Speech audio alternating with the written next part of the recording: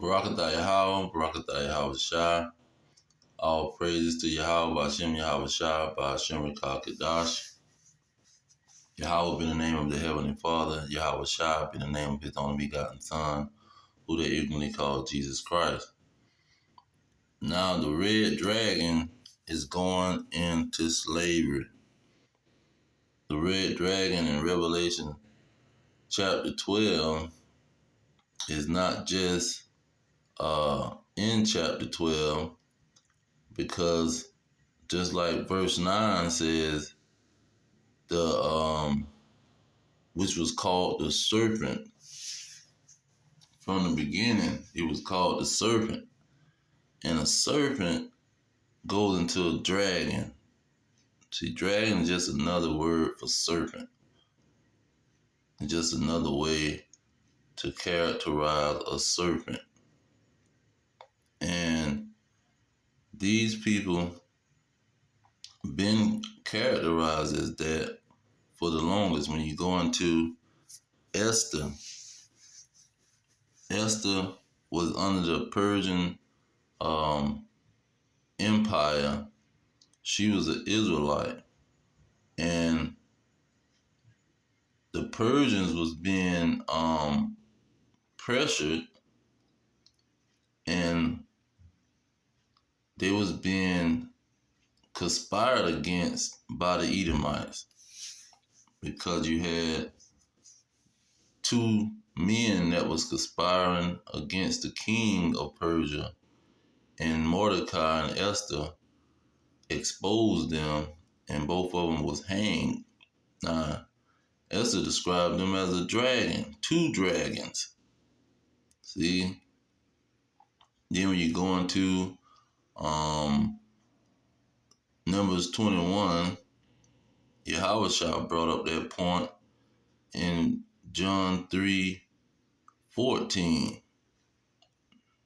He said, even as Moses lifted up the serpent, what was he lifting up the serpent for? Because he was giving an example of these dragons.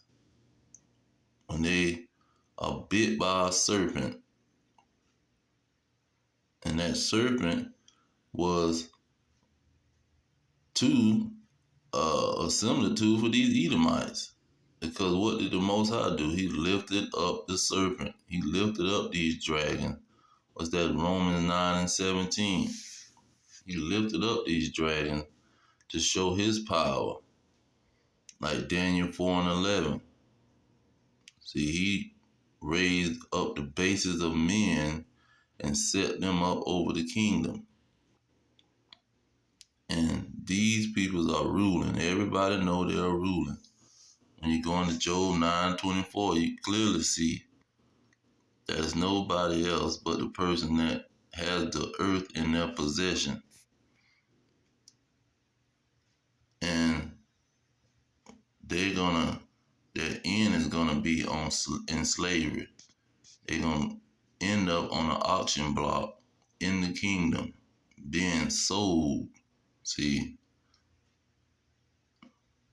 sold to these Hamites. Let's go ahead and get that in the scriptures. Now, Joel talks about the slavery of Israelites, how they was being sold on the auction block. Look at verse 3. They have cast lots for my people. That's when they was selling us on the auction block. And the Hamites, the Tyrians, Zidon, they was involved. They put us on, sold us to these Edomites, these red dragons, on the boat, on the cargo ships. And then from the cargo ship, it came here to America. And it said the children of Judah and Jerusalem were sold to the Grecians. Now the Grecians, in verse 19, Egypt was the Hamites, and then Edom was the Grecians who was buying the Israelites. But you go back up to verse 8, it says, and I will sell your sons and your daughters into the hand of the children of Judah, and they shall sell them to the Sabaeans. See, we gonna sell these Edomites to the Sabaeans. They gonna be on auction blocks.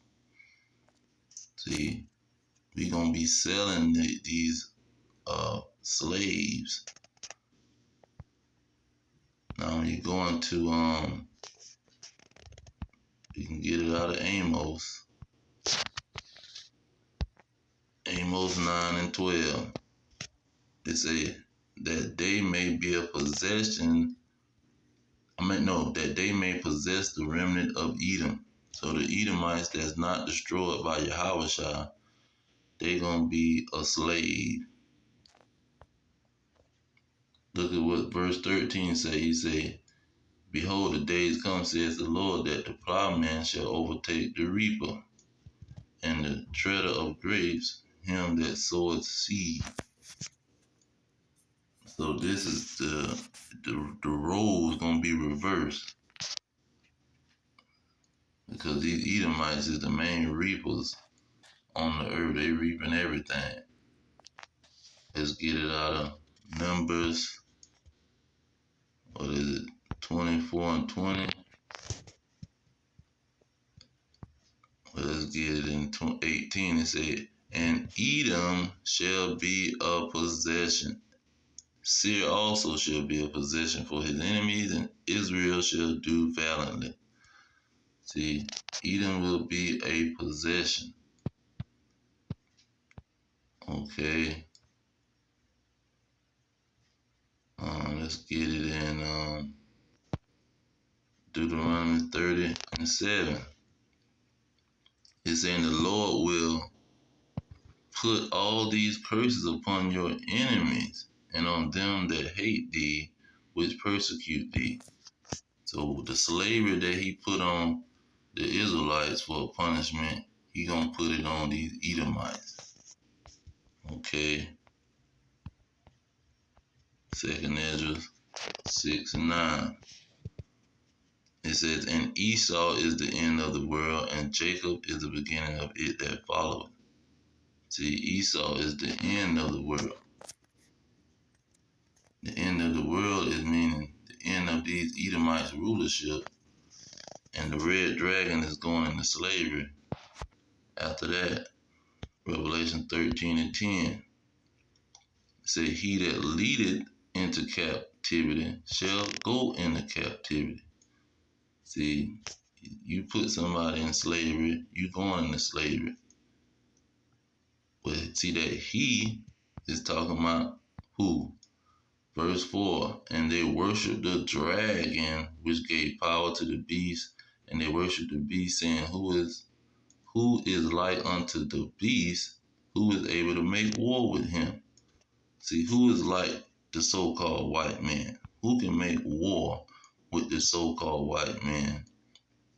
Nobody. That's why he has the earth in his possession. He's going into slavery. He's going to, let's see here, Psalms 149. King David, let it be known, because King David was battling with these Edomites. Since when he became king, it was due to the Edomites, because Saul didn't want to kill off the Edomites that was around them, and he gonna save the king Agag, who was Haman, one of Haman's forefathers, tribe members, and so King Saul didn't want to kill him, so David killed him. David became king due to that situation.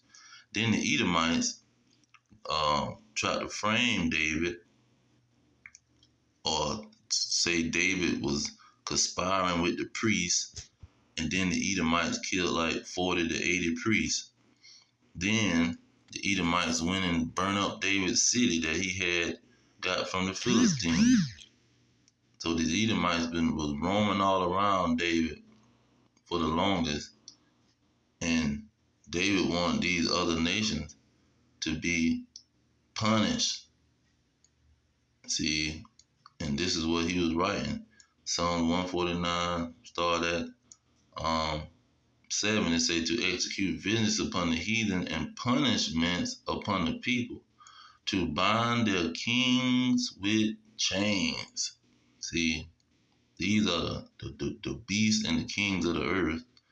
They're going to be bound with chains, and the nobles with fetters of iron. See, that's what's going to happen to these Edomites. Let's go ahead and get it. And was it 24:20 or 21? It say, and it shall come to pass in that day that the Lord shall punish the hosts of the high ones that are on high, and the kings of the earth upon the earth. These are the kings of the earth, the so-called white man.